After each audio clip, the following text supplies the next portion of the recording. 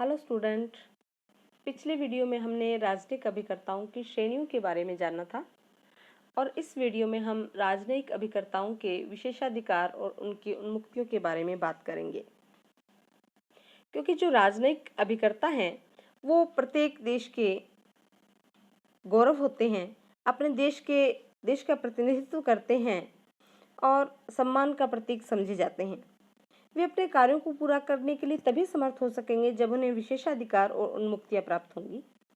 सामान्यतः वही विशेषाधिकार प्रत्येक राज्य दूसरे राज्य के प्रतिनिधि को देता है जो उसे खुद को प्राप्त होते हैं।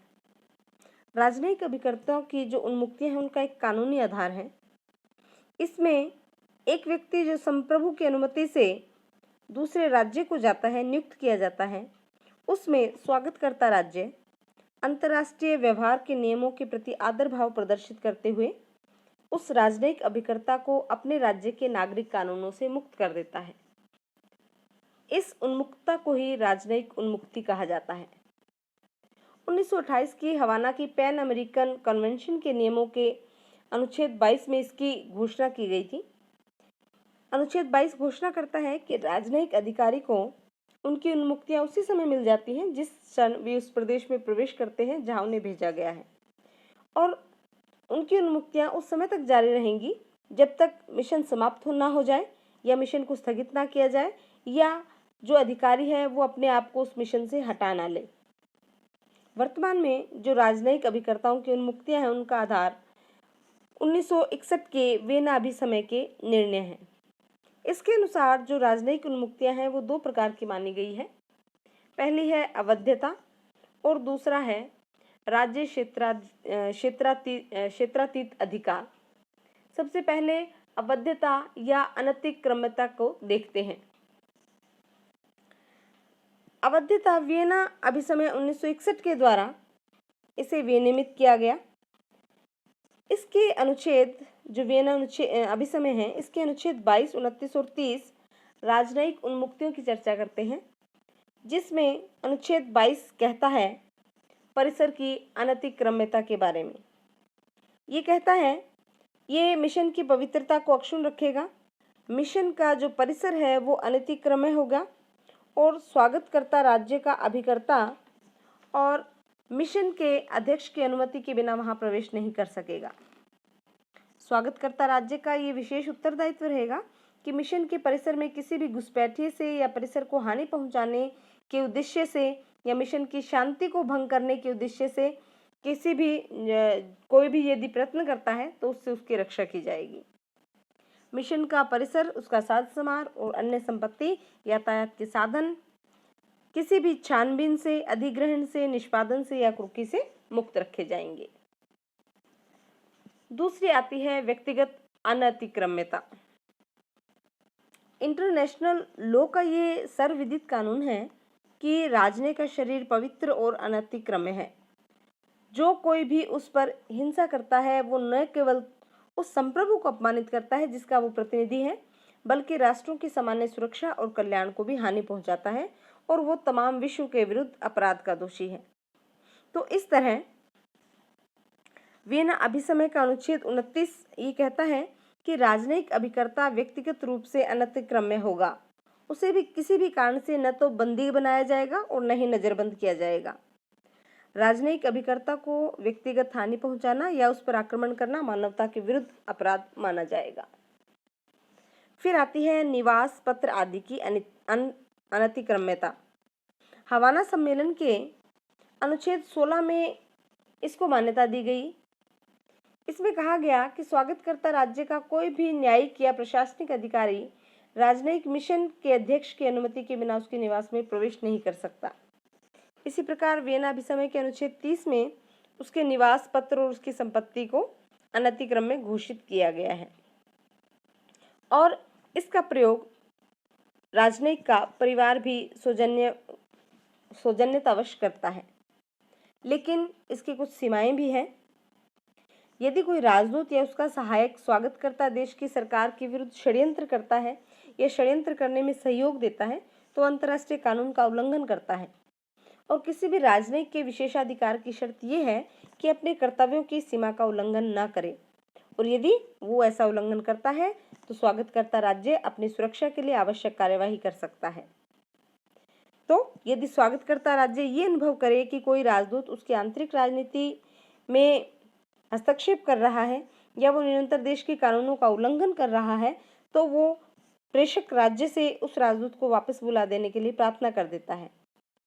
स्वागतकर्ता राज्य उसे पर्सोना नॉन ग्रेटा भी घोषित कर सकता है, जिसका अर्थ होता है कि एक उचित समय के बाद उसे वहां राजनयिक अभिकर्ता नहीं समझा जाएगा। अब बात करते हैं राज्य क्षेत्रातीत अधिकार या क्षेत्र बाह्यता की। इसका अर्थ होता है कि स्वागतकर्ता राज्य की भूमि में रहते हुए भी राजनयिक पर स्वदेश के कानून ही लागू होंगे। उसका परिसर स्वागतकर्ता राज्य की संप्रभुता से उन्मुक्त है। विदेशी राजदूत एवं उसका स्टाफ स्वागतकर्ता राज्य में रहते हुए भी स्वागतकर्ता राज्य के क्षेत्राधिकार से बाहर माना जाएगा, जिसे क्षेत्र बाह्यता या राज्य क्षेत्रातीत अधिकार भी कहा जाता है। उस परिसर में राजदूत सर्वोच्च शासक होता है, जो कि प्रेषक राज्य के कानूनों को ही लागू करता है। अब देखते हैं राजनयिक उन्मुक्तियों के बाद विशेषाधिकारों की बात करते हैं, क्योंकि उन्मुक्तियों के साथ साथ राजनयिक अभिकर्ताओं को अपने कर्तव्य पालन के लिए कई विशेषाधिकार भी प्राप्त हैं। ये विशेषाधिकार हम देखते हैं कौन कौन से हैं। पहला है पत्राचार की स्वतंत्रता। राजनयिकों को अपने कर्तव्य की पूर्ति हेतु अपने देश के साथ जो सरकार होती है उसके साथ पत्राचार करना पड़ता है, और उनका विशेषाधिकार है कि उन्हें पत्राचार की पूर्ण स्वतंत्रता प्राप्त होगी। सामान्यतः शांति काल में इस नियम का अतिक्रमण नहीं होता और न ही स्थानीय सरकार द्वारा उसके पत्र व्यवहार का निरीक्षण ही किया जाता है। दूसरी स्वतंत्रता है या दूसरा विशेषाधिकार है यातायात संबंधी अधिकार।